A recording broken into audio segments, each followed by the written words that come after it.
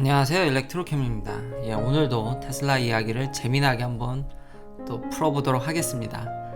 이제 블룸버그는 계속 이제 테슬라를 비판하죠. 제가 어제 얘기했듯이 이제 배터리가 전부다. 그래서 이제 배터리를 가지고 이제 세미 트럭부터 해서 항상 이 배터리가 중점적으로 돼서 주류 언론들은 테슬라를 계속 비판할 것으로 보입니다. 근데 어제 얘기했듯이 이게 너무 기존의 이 언론들이 계속 비판했으니까 그게 넘길 수도 있지만 배터리는 그만큼 중요하다라고 우리도 이걸 합리적으로 수용을 하면 되겠죠. 배터리는 여전히 약간 좀 테슬라의 약간의 그런 아킬레스건. 그러니까 이게 되면은 지금 200만 대, 300만 대도 사실은 갈 정도로 어느 정도 기반은 닦아져 있습니다. 그러니까 배터리만 되면은 테슬라의 폭발적 성장이 기대되는데 그게 언제 될지 계속 이야기하지만 FSD보다 이게 훨씬 더 중요하다. 그럼 오늘의 이제 주요 이야기인 이제 모델 S 플레드에 대한 얘기를 그러니까 참 테슬라는 차를 잘 만들죠. 이러니 광고를 안 하고 계속 이야기할 것들이 계속 나고 지금 차량들이 인도돼서 지금 이런 얘기가 나왔는데 지금 캐빈 안이 굉장히 조용하다랍니다. 그러니까 차 안이 굉장히 조용하다라는 거죠.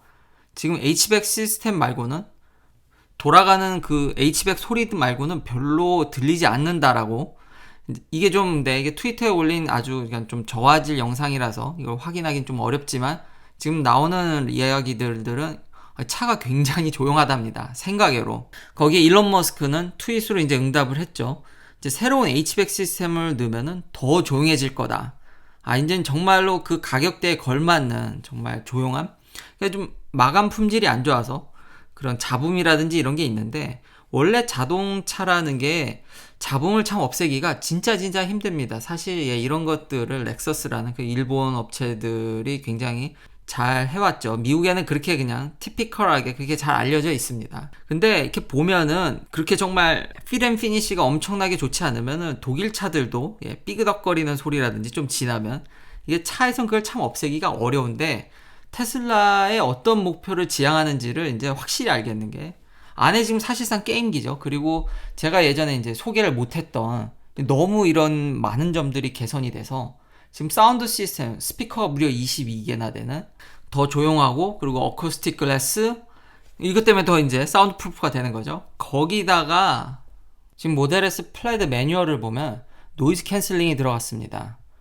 아까 얘기했듯이 차라는 게 정말 harsh한 environment죠. 정말 많은 그런 어려움, 로드 노이즈라든지 되게 좀 힘든 상황에서 차가 또 달려가니까 사실 노이즈를 막기 어렵기 때문에 많은 회사들이 노이즈 캔슬링 시스템을 적용합니다. 럭셔리 브랜드들이. 그러니까 캐빈 안에 노이즈를 상쇄시키기 위해서 그에 반대적인 상쇄되는 파형을 쏴가지고 마이크로폰에서 그걸 인식하고 이제 사운드 쏘는 거죠. 그래서 그거를 노이즈를 감쇄시키는 능력을 보여주는데 모델 S에 그게 있다라는 거죠. 그래서 훨씬 더 조용하게 느끼는 거기다 이제 H백 시스템까지 하면 완전히 조용하고 그리고 사운드는 22개. 테슬라가 뭘 하냐면 이 차 안을 정말 퍼펙트 게이밍 컨디션이죠. 게임하기 최적의 조건 아니면 영화를 보기에 워낙 테슬라가 RDNA2 시스템을 강조했기 때문에 플레이스테이션 5보다 더 좋다는. 그러니까 성능은 거의 플레이스테이션 5, 엑스박스 X랑 버금가면서 이런 공간 그러니까 차 안에서 어떤 엔터테인먼트를 제대로 즐길 수 있는 그걸 느낄 수 있는 거죠. 그러니까 진정한 럭셔리. 정말 이제 차가 조용해진다. 그러니까 완벽히 그런 걸 막는 건 어렵고 지금 기존의 회사들도 어렵기 때문에 액티브 노이즈 캔슬링 시스템을 굉장히 적극적으로 차용을 하는데 테슬라 역시도 이걸 한 데다가 H백 시스템까지 이제 더 조용해지면 아마 역대급으로 차가 조용해지지 않을까.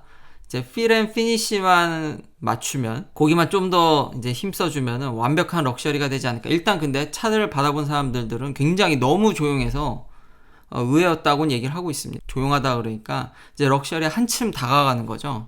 이건 정말 이제 매력적인 상품이다. 그러니까 성능뿐만 아니라 지금은 이런 실내의 어떤 엔터테인먼트를 하는 거, 그 조용함 그런 거에 이제 더 사람들이 굉장히 놀래가지고 훨씬 더 초점이 맞아가고 있고 그런데 이제 더 관심이 더 가게 되고 있고 여전히 신기하게 일론 머스크는 계속 이제 홈 H백 시스템을 계속 이거를 연관지어서 이야기를 하는 것 같습니다.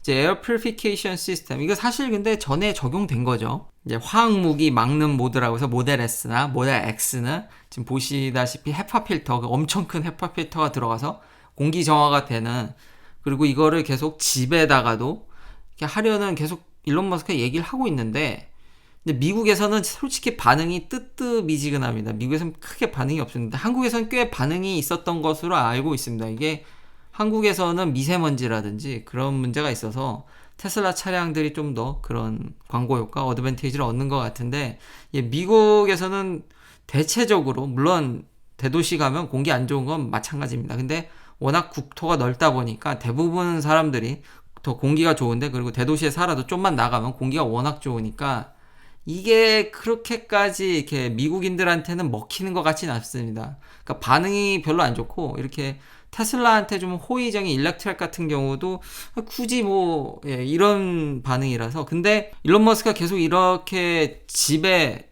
이런 시스템에 연관지어서 이야기하는 이유가 뭘까 한번 생각을 해보니까, 솔라 패널이라든지 솔라 루프가 사업이 전에도 얘기했듯이 많이 지금 1등인 썬런을 쫓아가고는 있지만 그렇게 이제 이윤이 남는 사업이 아닙니다.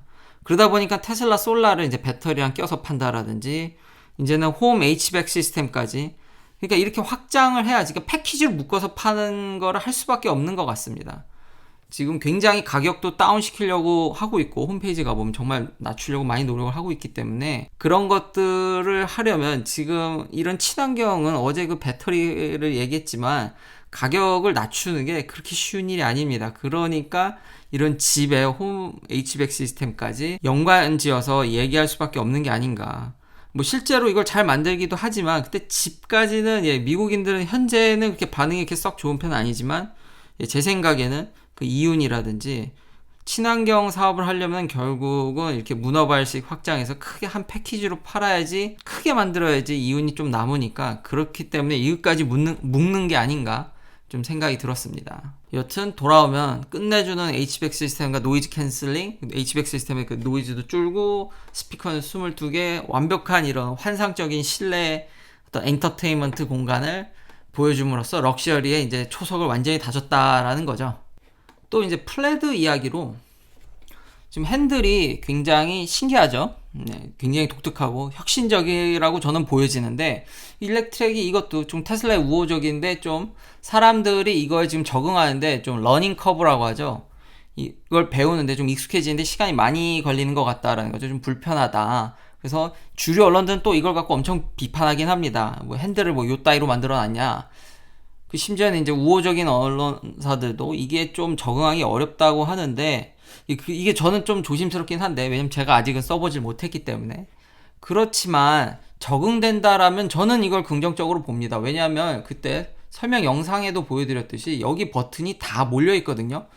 그러니까 굉장히 쉽게 이런 시그널을 넣는다든지, 뭐 물론 거기다가 얘는 오토 시프트가 되기 때문에 알아서 자기가 변속하고 이거 차선 바꾸는 거 다 자기가 그때마다 시그널 넣어주고 상황 판단해서 운전자를 보조해주기 때문에, 뭐 굳이 제가 봤을 때는 이게 적응만 된다면 크게 문제가 될 것 같진 않지만, 그게 안 된다고 할지라도 이 핸들 안에 모든 걸 다 모아놨기 때문에 인체공학적으로도 생각합니다. 많이 움직이지 않아도 많은 명령을 내릴 수 있기 때문에 지금은 이런 반응들이 색달라서 그렇지, 핸들 자체만으로도 저는 굉장히 혁신적이라고 생각합니다. 그러니까 운전에 최적화가 된다라는 거는 결국 F1 드라이버에 가깝다라고 저는 생각을 합니다. 이게 사실 핸들이 F1 드라이버랑 굉장히 비슷하죠.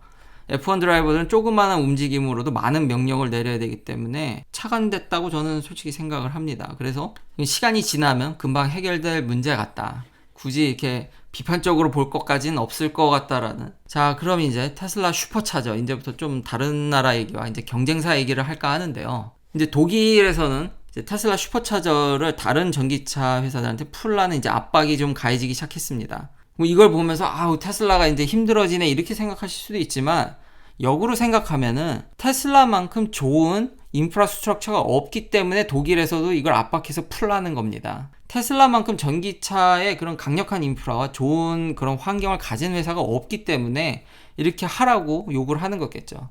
공짜로 할 것 같진 않고 뭐 보조금이라든지 이런 게 있겠죠. 근데 이제 압박은 들어오고 있다. 그러니까 역으로 생각해보면 다른 전기차 회사들은, 아이오니티나 이런 것들은 전에 계속 제가 얘기했죠. 유럽에서도 테슬라가 인프라스트럭처가 굉장히 좋다라는 걸 역으로 알 수 있다라는 거죠. 그리고 기가 베를린에 대해서도 한마디를 더 하고 싶은데요. 뭐 물론 요즘 계속 이런 환경적인 문제, 그렇지만 독일 정부가 결국 승인을 했다라는 거는 이게 좀 지연되거나 불락이 있을지언정 결국은 잘 갈 겁니다. 그리고 한 번 더 우리가 생각해 봐야 될 점은, 아니 분명히 독일 정부가 이런 큰 전기차 공장 그리고 배터리까지 들어가는데 이걸 폭스바겐한테 의뢰를 안 했을까요? 독일이? 근데 폭스바겐의 대답은 그때 너무 이르다라고 답을 했을 것 같습니다. 그렇기 때문에 유럽에서도 이 전기차의 공고한 지위, 테슬라의 엄청난 그런 독보적인 그런 시장 도미네이션 이런 것들을 알 수 있는 모습이고요. 그러니까 독일 정부 입장에선 지금 전기차 친환경으로 가야 되는데 기존 자국 회사 차가 이런 공장 짓는데 보조금도 줍니다. 테슬라 이거 보조금 받고 짓는 겁니다. 근데도 짓지 않는다라는 거는 역시 전기차로 가고 싶은 독일 정부, 친환경을 외치는 독일 정부와 테슬라가 부합이 됐다라는 거죠. 자국 회사보다도 더. 그리고 역으로 생각하면 이걸 압박으로 느낄 게 아니라 그만큼 독일에서의 테슬라 지위가 높다라고 역으로 해석할 수 있다라는 겁니다. 근데 이게 독일에선 가능한 이유가 미국에선 불가능합니다. 포트가 아예 달라서. 근데 유럽은 법적으로 저번에도 영상에 보여드렸듯이 이게 포트가 완전히 다 똑같거든요. 어댑터가 필요 없습니다. 차도 똑같이 콤보 타입의 포트로 만들어져 있기 때문에 소프트웨어적으로만 이제 해결이 된다라면 뭐 오픈하는 건 크게 문제도 없고, 일론 머스크도 전에 이야기했듯이 이걸 오픈한다고 했죠. 뭐 나름의 조금이나 수익을 또 올릴 수도 있을 거고요. 가격을 동등하게 받으라는 보장은 없습니다. 테슬라가 타 차량에 대해서는 좀 더 인센티브를 더 받을 수도 있겠죠. 그렇기 때문에 이걸 굳이 크게 우려할 필요는 없을 것 같다. 그만큼 테슬라의 위치를 정확히 알 수 있었다라고 해석할 수 있겠습니다. 아까 폭스바겐 이야기와 더불어서 참 토요다는 진짜 한결 같습니다. 대단한 것 같습니다. 그래서 저는 이런 토요다의 디렉션, 이런 어떤 철학, 자동차에 대한 철학을 굉장히 존중하고요. 나름의 그 이유도 이제 알겠고, 그렇지만 저는 좋아할 수가 없다. 그리고 이 채널은 테슬라를 굉장히 신봉하는 것 같이 보일 수도 있지만 이 채널은 기조가 전기차를 좋아하는 게 우선입니다. 전기차가 우선이어야 되고, 단지 테슬라가 거기에 상품성이 좋기 때문에 제가 테슬라를 엄청 응원하는 거지, 테슬라의 상품성이 떨어지면 저는 언제든지 갈아탈 겁니다. 근데 문제는 그게 쉽게 갈아타기가 이르니까 안 보이는 거죠. 그렇지만 전 토요다의 생각을 존중합니다. 토요다는 앞으로 몇십 년 동안 전기차가 주류가 아니랍니다. 여전히 내연기관이나 하이브리드나 수소, 퓨얼셀 이런 것들이 동반될 것으로 다시 한번 천명을 했습니다. 그래서 토요다의 의견은 매우 존중하지만 좋아하기, 제 채널상 이거는 거기에서는 객관적이지가 않습니다. 전기차를 저는 엄청 좋아하기 때문에 그건 제 프레퍼런스가 관여됐기 때문에 저는 토요다를 싫어합니다. 아주 싫어합니다. 존중은 하지만 정말 싫어합니다. 대단한 것 같아요, 진짜. 앞으로 30년은 1, 20년이 아닙니다. 30년은 같이 간답니다. 같이. 하이브리드랑. 이러니까 지금 이게 1등 기업이지 않습니까? 판매량이. 왜 그런지 저도 이해는 어제 배터리 그 재료 문제. 그러니까 이런 주류 언론들이 거기에 편승해서 이렇게 좀 더 강력히 비판하겠죠. 그러니까 재료 문제, 이미 기술적으로 쥐어짤 만큼 짰다라는 거죠. 거의 배터리 공장에 사람이 안 들어갑니다. 근데도 가격이 내려가기가 힘든데 공존하는 게 어찌 보면 또 현실적일 수도 있겠죠. 근데 저는 전기차를 좋아합니다. 그래서 대단합니다. 그래서 저는 토요다를 싫어합니다. 자, 다른 경쟁사들은 어떨까요? 웨이모가 참 대단합니다. 결국은 세컨 익스터널 펀딩을 받았습니다.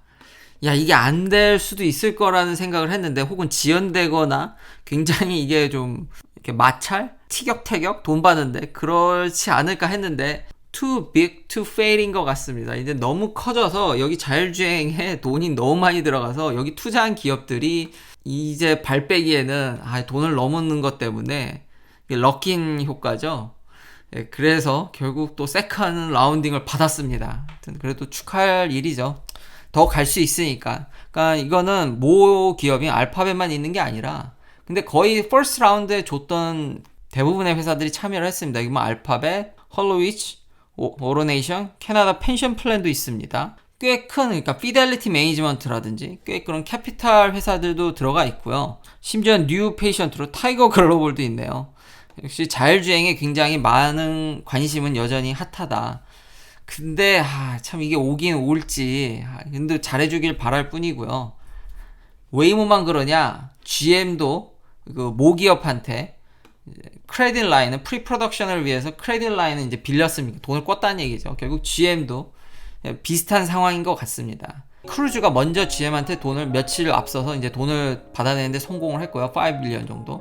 그리고 지금 웨이머는 2.5빌리언 정도 더 이제 받았습니다. 하나로 치면 거의 한 3조 원에 가까운 돈인데 하루빨리 좀 자율주행에 대해서 가시적인 성과, 그래서 이제 어떤 물류 모빌리티를 또 표방한다고 하는데 제 생각엔 전에도 얘기했듯이 이런 트럭들 거기에 좀 더 집중하지 않을까라는, 근데 아직은 뭐 더 디테일한 계획은 보이진 않는데요. 근데 이름상 이런 거에 더 집중하지 않을까라는 생각이 듭니다.